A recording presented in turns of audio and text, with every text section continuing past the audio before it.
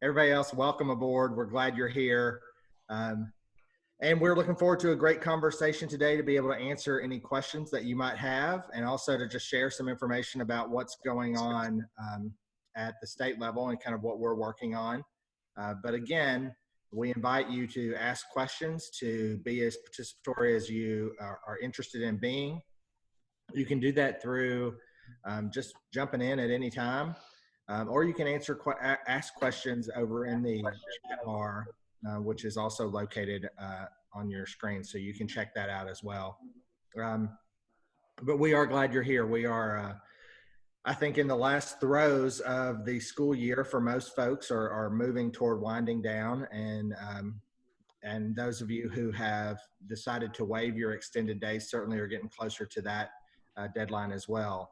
But many of you, in fact, I think we have about 58 of our 78 programs are continuing to offer the extended calendar through the rest of the summer to meet their days.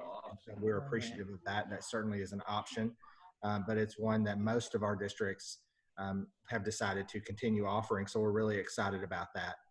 We do appreciate, though, the flexibility within Senate Bill 177 that allowed districts to be able to waive those days if they needed to during this COVID crisis.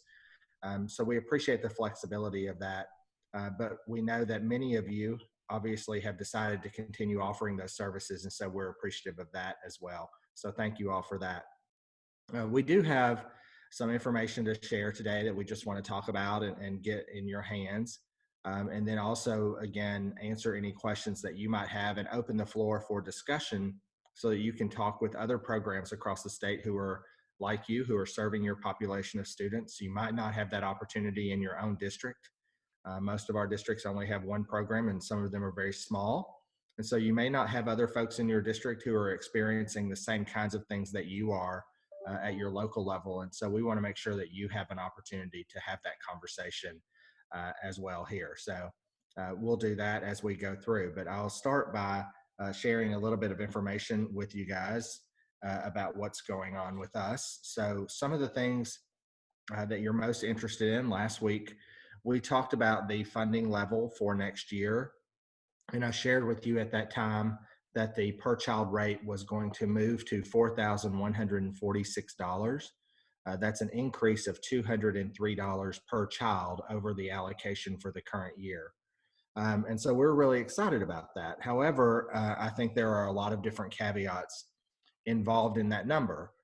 Our overall allocation from the General Assembly remained the same in the next school year as it is in this current school year. And so that's a blessing for all of us, I think, as we move into this, because during the budget cycle, we weren't sure exactly what was going to happen. But they did maintain the same funding levels for us moving forward. And so you may ask then, how did we get an increase in the per child rate? And essentially, in looking at the census data that Sherry Kluski and Kay Parker have pulled together, we can see that we are overall serving a fewer number of students in our programs than we did last year. And that is looking over the statewide averages. And so when we look at the statewide averages, we are down just a little bit in the number of kids that are being served in our programs. And so when you take the lower number of kids who are in the programs and divide that into the overall allocation that we have, it equals a larger per child allocation. And so that allocation again moved up $203 per child to $4,146. However, in looking at our data, what we have determined is that 41 of the 78 programs that we contract with, that we operate and partner with, are receiving a budget reduction in the next school year overall. And there are several reasons for that, but I think that it does show us, for example, in breaking that down, it looks like almost every DJJ residential program received a budget reduction, with the exception of Fayette, Newport, and Woods Bend, which got minor increases. But all of the others had a reduction. Even though the per child rate went up, the overall allocation to those programs went down for the next school year. And that's due to a drop in enrollments in those programs. And then when we go and dig a little bit deeper, some of the other programs that look like they were cut are the DJJ day treatments. again, fewer students being served in those programs than we have previously had served there. We can have lots of different discussions about why that may be, but at the end of the day, certainly the trends in enrollments across the state are shifting from enrollments within Department of Juvenile Justice programs to an increased enrollments in the Department for Community-Based Service programs, or DCBS programs, which include those private child care agencies and group homes across the state. In looking at those data, almost all of those had increased student enrollments over last year. So that's kind of where the shift is taking place. And if we look at our data a little bit deeper, and we'll be sharing this more details out about our demographics of our programs and enrollments very soon. Sherry Klusky is working on that data and being able to share that out. And so we'll have a full breakdown of all of that demographic information for you. But it's very interesting in looking at the trends of enrollments in our programs. You can see certainly over the last 5 to 6 years that there has been a tremendous shift in the number of students who are in DJJ programs, shifting to higher enrollments within those DCBS PCC programs.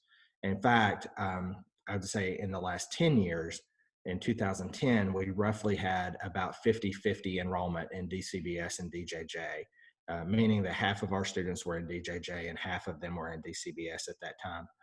When we look at the data now, it is much closer to 65-66% of our students are in DCBS programs, and DJJ now represents about 33 to 35% of our overall enrollments of students. And so that's a huge cultural shift, I think, within the state. And it's one that is certainly impacting the enrollments at our school districts and impacting how our districts are going to be able to provide services to those students. I've had several folks reach out to me with concern from some of those programs who said, you know, we are going to possibly lose a teacher, or we may have to look at, you know, doing things a little bit differently, and what we don't know yet what that will look like. And I completely understand that. And all of those things are enrollment driven. And I think when we look back historically, and we've talked about this many times with the implementation of Senate Bill 200, and the goal of that legislation was to decrease the number of students in DJJ programs. I mean, that was the goal. It was very clearly stated, and I think that we're seeing now over the last several years the impact of that, and that it is having the intended impact that the legislation aimed for. And that means that our school districts will also be impacted about how they are providing services in those programs and what that looks like. So things may look a little bit different. I don't expect that DJJ staffing levels in the state have stayed the same. And so I think that will flow down to our school districts as well, and that we will have to think differently about how we are providing services in those programs and what that looks like. And those are some difficult decisions and difficult conversations at the local district level, but certainly conversations that have to take place about how we continue to offer educational services when the enrollments in those programs are much smaller than they were 5 to 10 years ago. So I'll open, if anyone has any questions about that or kind of where we are, we'd be happy to have conversation about it. But I do want to say that, you know, the per child rate is going up because we're having fewer students overall in the system. It is just a very swift shift in where those students are being served. Our PCCs and DCBS are having much higher enrollments these days than within our DJJ programs, and that's reflected in how we fund programs, because we fund students, not programs. So that's where we are. I'd be happy to answer any questions that you might have, or any conversation you'd like to have about any of those issues.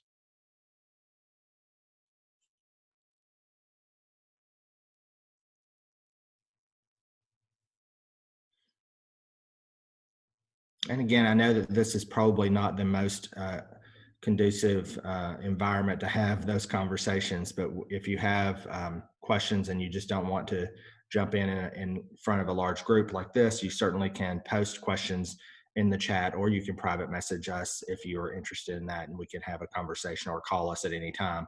But I do want you to know that we are here and willing to have those conversations, and and be a resource to our districts in any way that we can, as we all work through kind of a shifting demographic of the students within state care in Kentucky and what that looks like. So we'd be happy to have those conversations, but just wanted you all to know where we are with the funding and how that and why that is shifting. Because most of you, you received your contract from KECSAC last Friday. I think it was last Friday morning. And so within that, it had your allocation. And I'm sure that based on receiving those contracts, you immediately started looking at, well, what does this mean for our district? And what does this mean for positions within our district and within our programs? So that's why I wanted to give you a little bit of background information about that. The overall allocation, again, from the General Assembly stayed the same. The per child rate actually increased by $203. And so some programs ended up being winners in that because they have an increased enrollment, and other programs are now going to be looking at innovative ways of delivering service when they have enrollments that are shifting to smaller numbers than they have traditionally had. The other thing with the MOA that went out, I know we sent out an MOA and then we sent out a correction to that pretty immediately after with the SEEK allocation worksheet that is part of that. We inadvertently included a SEEK allocation in there that was more than the actual SEEK allocation that passed. And so that was an error on our part, and we issued a correction to that. And we encourage you, obviously, to use the corrected SEEK calculation worksheet for our records. Some people have emailed us and said, oh, well, I'm going to fill in this document and that'll mean that I'm going to get a certain amount of SEEK dollars. That is not really, this is not a SEEK request worksheet. It is just to demonstrate to us how much your program is demonstrating in SEEK. So this does not go to the state level, to KDE or to the budget finance office to generate SEEK for your program. It is just a reporting worksheet for us. It does not generate SEEK funding. It just tells you and us how much SEEK your district is generating as a result of the students in your program. So just keep that in mind as well when you're filling that out. And then we will also double check those numbers and all of that information when we receive it as well to make sure that those are accurate reflections. But I just wanted you to know that those were out there and that we were working on those as well.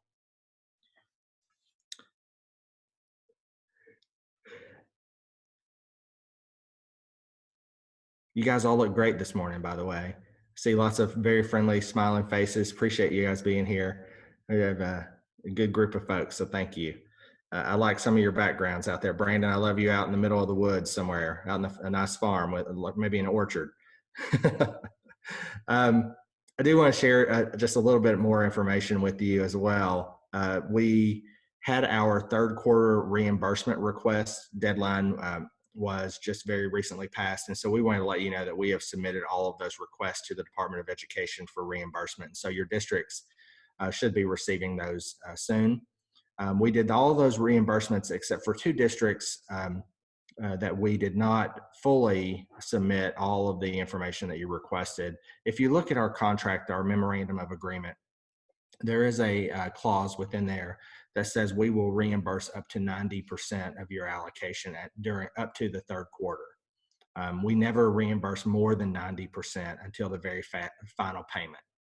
And we do that for several reasons. One is that if during this last quarter, the governor issues any kind of budget reduction, we wanted to make sure that you had not yet spent all of the allocation that was in there. And so just in case we had to request funding back and what that would look like if there was a cut from the governor's office.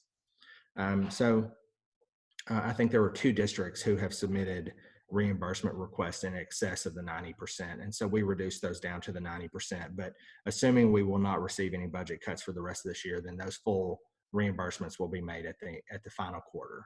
But just wanted to give you all an update on that as well. And that should be coming out pretty soon from the department back to your districts. A couple of other things just to let you guys know. We shared out in our most recent COVID-19 update, and we'll share it out again today. The Department of Education is having several webcasts around planning for school reentry for the next semester and what that will look like. And so they're having some very good webcasting conversations around that. And those are all archived now on their website. And so we'll share those out again today, but we've shared those out in previous posts. I encourage you guys to all watch those, and if you can, to participate in those so that you can have some idea about what conversations are happening at the state level around reentry. Many of you may have seen in the news recently, this week, it is, I think it was it Monday? What is today's Thursday? Maybe it was Monday for the, or Tuesday for the superintendent's phone call across the district across the state with the commissioner. We participated in that. And during that time, the Department of Education requested, on advice of the governor, that school districts prepare alternate plans for reopening school, which could look like reopening school, traditional school, in as early as late July. It could mean pushing the beginning of the school much later, or it could mean that there are larger breaks within the school year. And so there was some flexibility being requested from the governor's office about how we reopen schools. And so there's lots of conversations happening at your local level about what that will look like. I would just encourage all of you to begin immediately in planning your extended school calendar starting July 1 and what that'll look like. I've had lots of questions from folks about, do we start our extended school calendar back in July? How should we do that? And I've just shared with everyone else, and I'll share with you, that Senate Bill 177 did provide us with flexibility in delivering those extended days during this current school year. And this current school year ends June 30th of this year, June 30th, 2020. And so starting July 1 is a whole new school year, and there is no waiver or exemptions built into the next school year for any of those extended days. And at this point, the expectation is that all of our districts will meet those extended days starting July 1. So I encourage all of you to have those conversations at your local district about when you're going to start those extended days, how that will look with a flex schedule in your district for the traditional calendar, and encourage you to go ahead and start getting as many of those days in as you can while we are still in a situation where we can offer those. I don't think any of us want to get to where we are now, where we can't offer those in-person classes and what that'll look like. So just encourage you to have those conversations at your district. We have reached out to some of our state level partners to have conversations about what it will look like when we reopen, including those private child care agencies, those group home settings where there are schools located within those facilities, when there are classes taking place inside non-district owned facilities, meaning places like private child care homes or DJJ residential facilities or DJJ operated day treatment programs. What those facilities and what those procedures and protocols will look like for reentry. I think we've reached out to those agencies to begin those conversations, and I know that they are working diligently to make sure that they have safe, clean environments for us to go back into when that is a possibility. But those of you who have district operated facilities and are partnering with those state agencies, I'd encourage you to reach out to your contacts there and also have those conversations at your local level to make sure that you're creating an environment that is conducive to safe in-person instruction once we get back to that as a possibility. It'll look very different. It may mean that you have different protocols for cleaning your classroom space and what that looks like. It could also mean that there are social distancing issues within your classroom and how you manage that, what that looks like, space-wise, student interaction-wise, what it means for you for having PPE within your classrooms and if that's required. So I'd encourage you to work with your local school district, with your partner agencies and your local department for health, local health department, to make sure that we're implementing the recommendations and the guidelines issued when we return to that in-person instruction, which we're anticipating will happen on that July 1 date, that we'll be able to move back to that, especially because we have recommendations now from the governor's office that starting on May 25th, we can have in-person groupings of 10 or fewer people, which most of our classroom spaces that would meet that requirement. So there's opportunity in our facilities, at least, where we have those small groups of students, that we would be able to meet that requirement. But I encourage you to have those conversations at your local level and with your district leadership and your partners to make sure that you have a plan in place for doing that.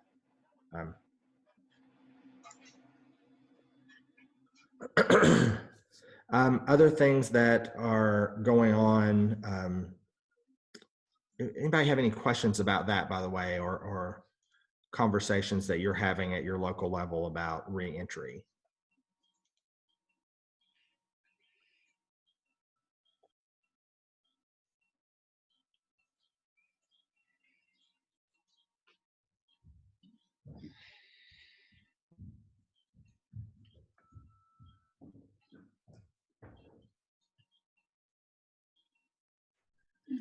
So while you guys think about that for a few minutes, and feel free again to enter those questions into chat, or just jump in at any time.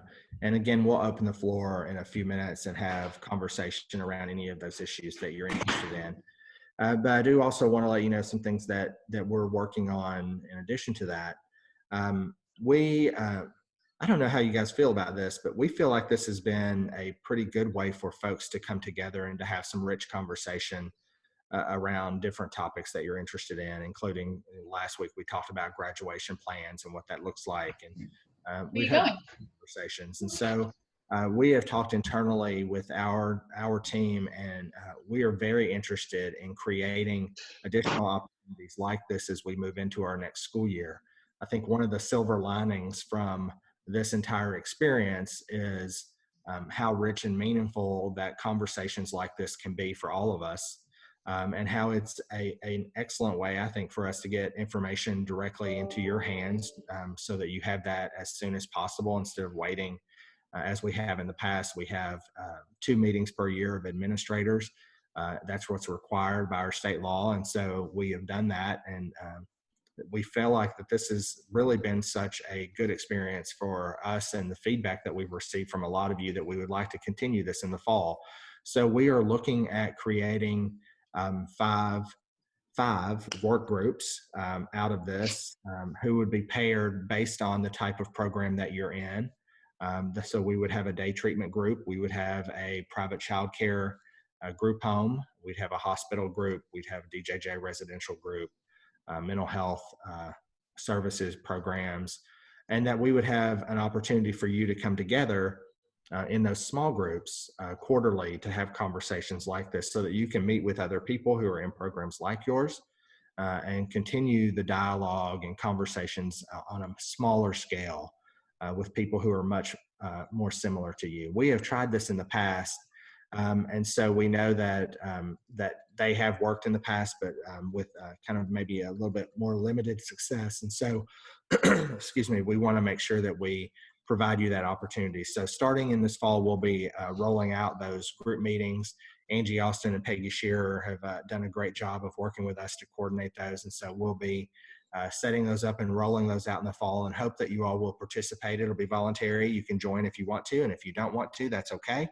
But I think it just gives you an opportunity to talk on a more regular, ongoing basis with programs like you out in the state. So if there are burning questions or issues that you see popping up that seem to be statewide, or maybe you're wondering, is this happening somewhere else, then you can have those conversations. And so we're excited about that and hope that you will be too.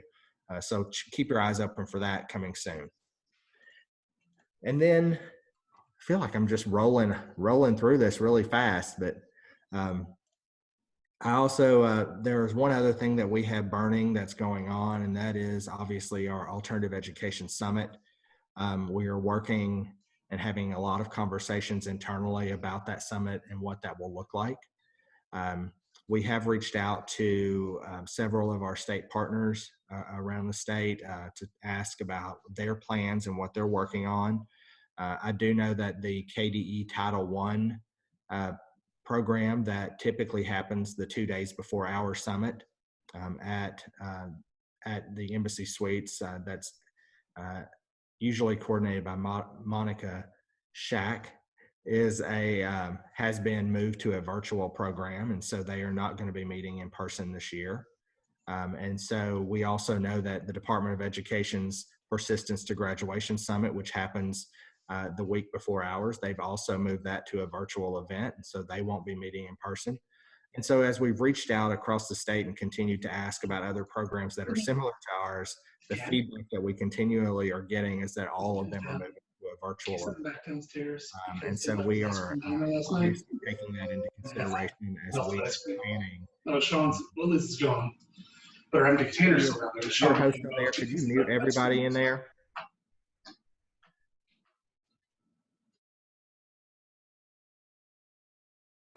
So that's the joy of this. You never know what you're going to get. You could have Dave with no pants on, and you could have anything else happening. So things happen. But we are taking all of those conversations into consideration as well as we kind of move forward with a plan. We are meeting this coming Monday with our planning team to talk about what that looks like and what that could look like moving forward. And so we're going to try this morning. Cindy Held is on here with us, and she's one of the co-hosts. And so we are going to attempt to do a couple of polls with you guys, and we'll see. It's going to take some response from you all. So we'll see if that can work. And Cindy, I'm going to turn it over to you and see if you can get us moving on a couple of polls related to our Alternative Education Summit. And as soon as you turn it over to me, I'm going to turn it over to Katie because somehow us being on the same account to have this license, it's not working well. So Katie has to do the polls. All right, we'll see if it works. Katie, you're up. I did not get that memo and I refuse to do it. Just kidding, I haven't. Okay. All right, I'm gonna launch this poll. It's just 3 simple questions.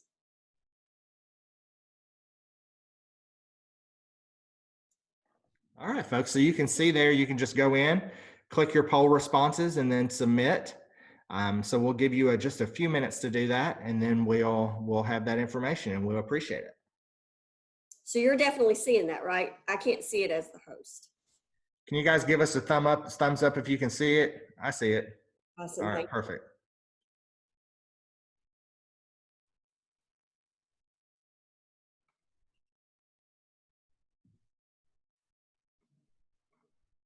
And I'm gonna give myself a couple minutes after this is done just to record the results, because I'm not sure if it saves the results for you. I think it's more of a live feedback type of situation. And also, just so you guys see it, there are 3 questions there, so you may have to scroll down to get to that 3rd question.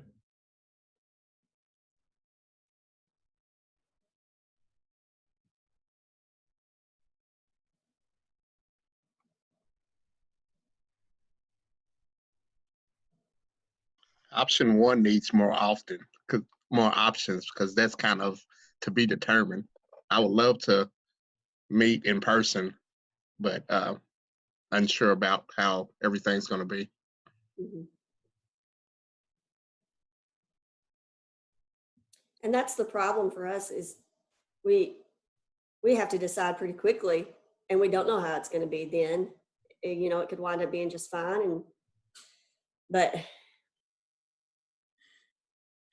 I think Katie's absolutely right. For us, I mean, we have to, some people have said, oh, you should wait till July and then you can make that decision, because you'll know more as we get closer to July if we'll be open as a state, if we'll be able to have large gatherings together. Or, you know, do we have it and we have just smaller attendance? All of those things. But for planning purposes, for us, I mean, we have to do contracts out with speakers and with event space and with media and other folks and all of that pretty far out. And so when we're planning that, I think we're trying to make sure that we use our resources in the best way that we can to also meet your all's needs. okay, I've got 29 of 36 voted. Will they check the temperatures and stuff like that when everybody enters? Would people be wearing masks? Those kind of questions. I just wonder, you know, if there's going to be a surge after things are starting to open up. So there's a lot of things we have to look at. Mm-hmm. You're absolutely right, Jerry. That is 100% true. We would obviously, if it was an in-person meeting, we would follow all of the protocols issued by the governor's office and Dr. Stack with the Cabinet for Health and Family Services. And so if they recommend face mask at that point, then that's what we would do. If they recommend temperatures upon everybody coming in, that's what we would do. If they recommended social distancing of 6 feet between each person, then we would limit the attendance in person. We would have a much smaller group, so that in that ballroom we would be able to only have a certain number of people who would be able to attend in person. It would be much more limited than what we have done in the past. And so obviously we don't know what those recommendations will be as of July 21st. I mean, that's still 2 months off. And so we don't know what that'll look like then, if there will be a resurgence of this. And so we're just trying our best to do our due diligence in planning and being respectful to your needs, and also respectful of the situation that we're in and the health needs of all of our folks. We don't want anybody to be jeopardized or to feel as though they're being jeopardized by attending an event like this. And so we're having all of those conversations, and it's just trying our best to guess what the situation is going to be based on the information we have today. And that kind of raises a larger question. This is breaking it down to 3 simple questions. It's a much bigger conversation than that. It raises the question, if the conference did look like that with social distancing and masks and temperature checks, would you want to come to an event like that? Yeah. And so Donna, I think, has a good point as well over in the comments section. She asked, could you do both in person and virtual? And so that's definitely something that we have talked about as well. And so if we move forward with having an in-person event and we had to restrict the number of people who could be in the room, then we would do a virtual component to that, in that we would be able to live stream the events as they're happening, and you'd be able to participate from home, those who could not participate in person. So we're looking at all of those different options and, trying to figure out what would be the best way to move forward. And so that's part of the conversation, but that's an excellent point, Donna. We have 31 of 36 responded. It could be that a few people have stepped away. I can end this now if you want to move on, Ronnie. I can leave it up. Okay. Did you respond, Katie and Cindy? No, I can't. Okay, that probably is part of it as well, is that we have probably staff members who didn't respond, but we appreciate all of you all participating and doing that. And it'll give us some good information as we have more conversations around this, and we're making a decision very soon. We have a timeline of making a decision within the next week or so about this. And so we will do that, and then we'll obviously share that out with you as soon as possible back to you. Let's see, one other thing that's in here. I want to make sure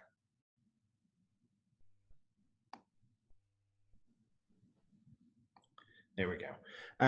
So one other, now that we have that, we'll take that data and then obviously keep that as it informs our conversations moving forward, and we'll let you know where we are. One of the things that I also wanted to mention with you is related to the program improvement site visits that are taking place next year. Obviously, we know that many of those, we had about 20 of our programs that did not get a site visit this year. Once next school year happens, we have had conversations with Peggy and Angie about moving forward with our program improvement site visits in the fall and what that'll look like. Just so that you all know that we are prioritizing, obviously, those 20 programs that did not get a site visit this spring. Those will be prioritized in the fall and moved as early as possible in the school year once in-person, or even if in-person doesn't resume at some point, we're going to continue those. And so it may look a little bit different, but assuming we are back to in-person instruction in the fall, those 20 programs will be prioritized in our scheduling. And so we are looking at those. Obviously, we have a policy internally that we will not do site visits before September 15th unless requested so by the district. So starting on or around September 15th, we will move pretty heavily into those program improvement site visits, and we'll be sending notification out end of July, beginning of August, scheduling those for folks, just to let you know. And then we also are going to be adding some additional requirements to the program improvement process for this coming year. One, we will send you a documentation list with your site letter, your site visit letter, which we always do, that includes a list of things that we will be requesting to review in our documents, in the documents that are provided. We're going to be adding some additional ones this year around the NTI experience and what that looks like, how you were providing NTI instruction to your students, how that's evaluated, how that's being implemented, and what that looks like. And so we want to make sure that even during those extended NTI periods that we have had this spring, obviously that all of our students, we want to make sure are receiving the same quality instruction as other students in your district. And so we'll be including some requirements for some additional documentation from you related to that experience as when we come and visit over this next year. And so we just wanted you to know that and to be aware that and on the lookout for that as we plan for our program improvement site visits coming up this fall. And I think that looks like everything that's on my list of things that I wanted to talk about. That only took us 38 minutes. So what do you guys have? What do you have on your agenda? What do you all want to talk about? Any questions that you have? We'd be happy to try to answer anything that you any questions or point you in the right direction.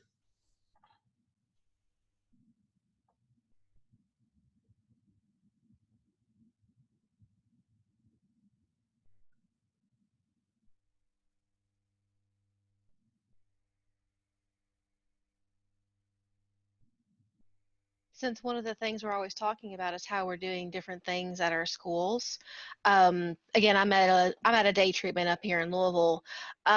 We have been, me and the other teachers at my school have been talking this week about doing virtual field trips for our kids, because next week and the final week of school are typically weeks that we would have been doing field days and field trips for our students, to give them a little bit of a break, especially for our seniors who have been busting their butts trying to get their senior defense and everything like that done.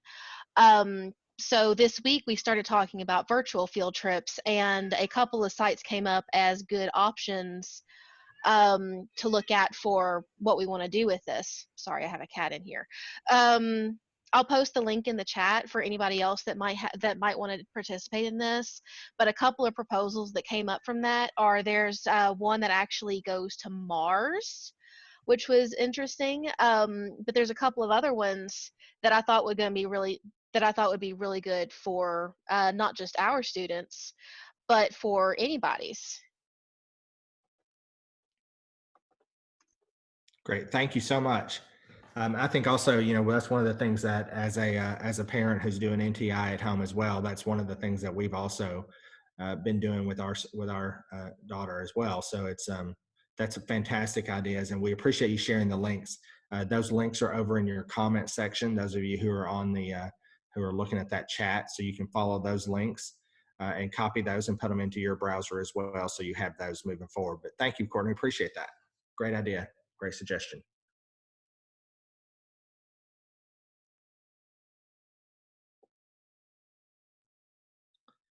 While you guys are thinking about other things, I'll also just share that we've now completed week 2 of our book study with Hassan Davis with his book Written Off. We're moving into week 3 next Tuesday, and that'll be 3 of 4. It's been very successful, I think, so far, and people have seemed to really enjoy it and given us really good feedback.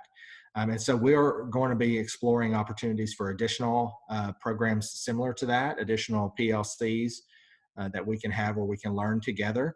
And that group of about 40 people have given us some really good feedback about areas of need and desire PD in moving forward. So we're working on those as well. And so we expect in the fall that our professional development and what things will look like are going to be very different based on the experiences that we're all having now. And so we think that's a great opportunity for all of us to come together and to learn together. So just keep your eyes open for that as well.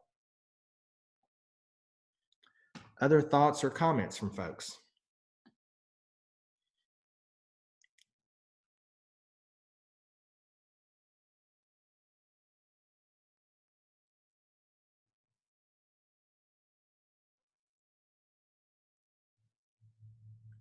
Okay, so we have talked a few weeks about an upcoming training with GREC, which is scheduled for originally scheduled for June 8th. We have rescheduled that event based on recommendations from GREC, and so we're looking at June 18th as the date for that event, and it will be a virtual meeting, a virtual professional development opportunity to look at best practices in education, a very broad category. We'll be sending out a registration link for that soon. It will be free for all of our program staff and all of our folks to attend. And so we hope that you will participate in that. Again, that's been moved to June 18th. And a registration link will be coming out both from GREC, and then we'll also forward that out to all of our programs as well. It is open to all of all educators across the state. It'll be open to everybody, but it's specifically focused toward alternative education folks. So if you have other people in your district who are in alternative schools, they may be interested in attending that as well. So keep your eyes open for that. Registration will be coming out very soon. And so before we go, I want to let you guys know that we next week we anticipate will be probably one of our final, if not the final meeting for us to come together in this format during the spring semester. And we have a special guest who will be joining us next week. So I want to invite all of you guys to be here. Commissioner Kevin Brown will be joining us on the phone call next week. So I hope you all will join us, and he'll be here just for a few minutes to talk with you about education services and to give greetings and those kind of things. So we're really excited that Commissioner Brown will be here. We think it'll be a great opportunity for you all to have a conversation with him, and we're looking forward to that. So join us again next week at the same time. That'll be May 14th at 10 a.m. Eastern Time. And Commissioner Kevin Brown from the Department of Education will be with us as well during that time. So I hope you all will join us, and prepare your questions if you have any. So we'll see you then. So any other questions from anyone else before we sign out? Hey, Ronnie, this is Greg Finkbonner. Hey, Greg. Hi. We at the education branch at DJJ have been working on a education tracking project, which just means that we're looking closely at how our DJJ youth are doing as far as education and as far as the credits that they're earning. And part of that issue is due to the fact that we have a population that's pretty transient. I mean, they go from one to the other, and sometimes that process, things can get lost in the shuffle.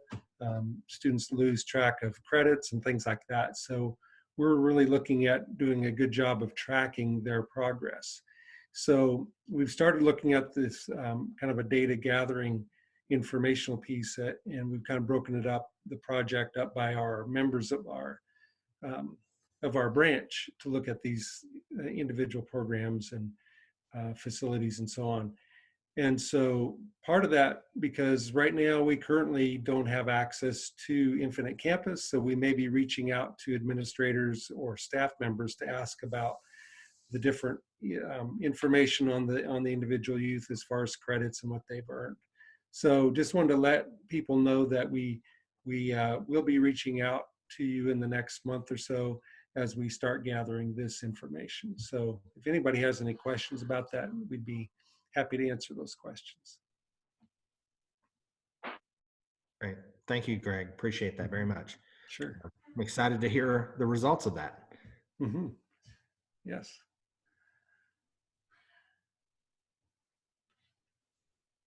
Other thoughts from anyone else?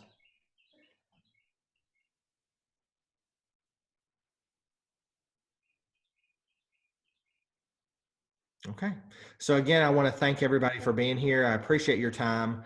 I know this is a big commitment for you to come on here each week and join us, but we're glad that you do. We appreciate the opportunity to share information about what's going on in all of our programs and just to have an opportunity to have that dialogue and to answer those questions that you have. So thank you for being here. We look forward to seeing you again next week.